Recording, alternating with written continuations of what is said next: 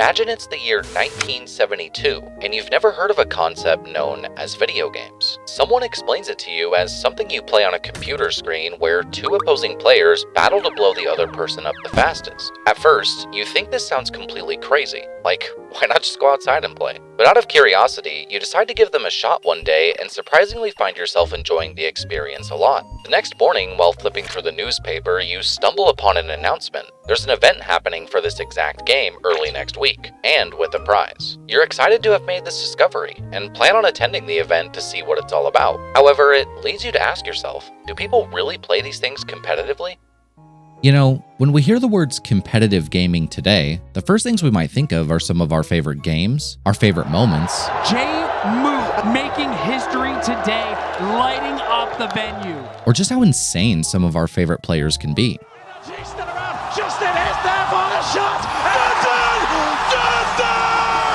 This is Rocket League! To put it frankly, competitive gaming has changed a lot since its niche beginnings, slowly evolving from an underground community into one of the most recognized phenomenons today. The story I was telling in the beginning was describing an actual event hosted for a game known as Space War from 1962, the first video game to ever be played competitively. The competition took place at Stanford University, and the prize for winning was a year-long subscription to Rolling Stone, a magazine that gave reports on current music, pop culture, and politics at the time. Now, comparing that prize to what tournaments offer today is pretty jarring, but it all had to start from somewhere, and this is where it truly began. I think it's worth mentioning that competitive gaming wasn't just some craze that people forgot about in time. In 1978, the company Atari would release their now iconic Space Invaders for the 2600, and because of the game's massive popularity worldwide, they hosted an eSports event to see who could reach the highest score. The competition would see over 10,000 entrants from across the nation, helping lay the foundation for other competitions that could take place in the future. 1982 saw Walter Day create the now debunked Twin Galaxies Inc., where he hoped to create a database for, quote, official video game world records. It's a real shame you couldn't keep that promise for us, Walter. Various other competitions would persist through the 80s with the added bonus of magazines that were solely dedicated to gaming. And despite the rather limited reach of the internet at the time, the gaming community seemed to be keeping itself busy, even if it was still rather small, setting the stage for what would come later on.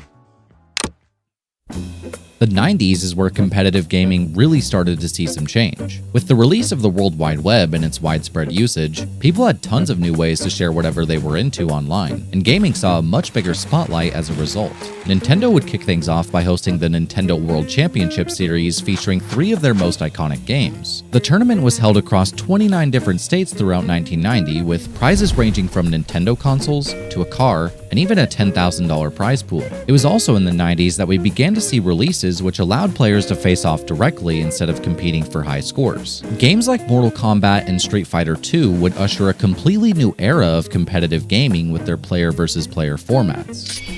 The constant flow of events taking place in the 90s would help cement gaming as a serious competitive outlet for people to enjoy, forever changing people's outlook on how they saw each new release.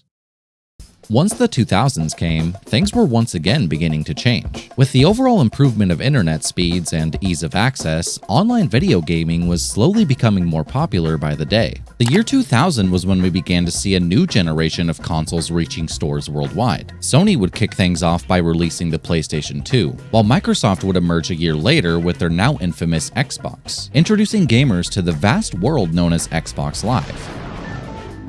2002 was when the world got to see Major League Gaming first hit the scene. Major League Gaming was the first ever video game league to be televised, broadcasting all sorts of different events for viewers to enjoy at home, with specifically events related to Halo 2 garnering massive attention upon the game's release. The early 2000s was also when we got to see arguably the most iconic moment in esports history, the now famous EVO Moment 37, which saw the player Daigo Umehara parry 15 kicks in a row with only a single pixel of health remaining.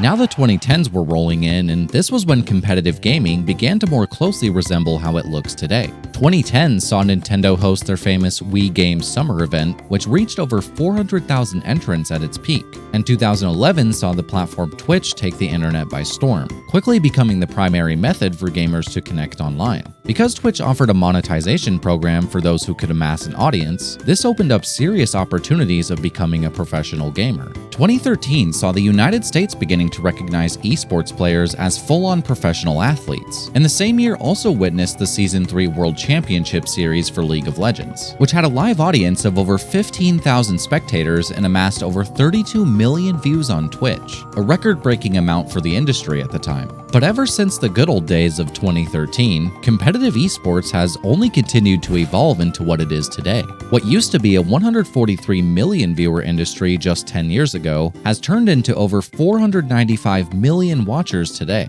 Prize pools for some of the most popular games are now easily passing $1 million for each major event, with viewership numbers only continuing to rise. But with all of this in mind, it still leaves us with an important question. Why is it special?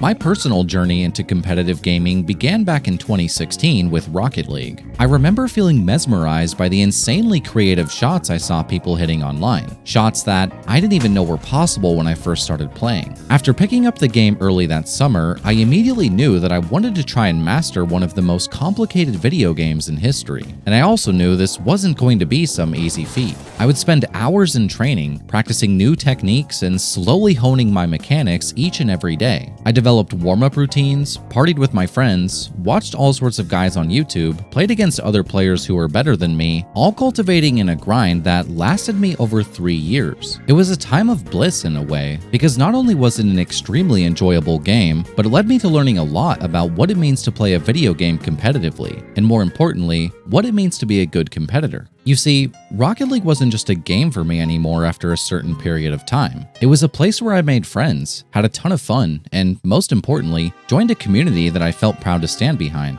And even though my interest in the game did inevitably start to wane, I still think there was so much value in my time spent trying to improve at it. It was a time where I got to experience countless ups and downs, feeling accomplished for hitting a new peak rating, feeling frustrated with not knowing why I was losing matches, and training as hard as I could to become one of the best, noticing each and every improvement along the way. It was something to look forward to every day when I got home. It's funny because some of the people I met from the game all the way back in 2019 are still some of my closest friends today. And it's insane to think that we all bonded from a shared goal of trying to improve at this one single game. And to me, there's something truly magical about that. Competitive gaming is special to me because it's something I've grown up watching since as far back as I can remember, constantly feeling fascinated by the sheer amount of skill that's displayed at each of these events, watching top players, both old and new, continuing to innovate their favorite games. What began as watching highlight reels on YouTube and trying to mimic their gameplay evolved into a passion of mine that inspired me to pursue things like video editing and creating content for others to enjoy, and overall giving me a really strong sense of direction in my day-to-day life. At the end of the day,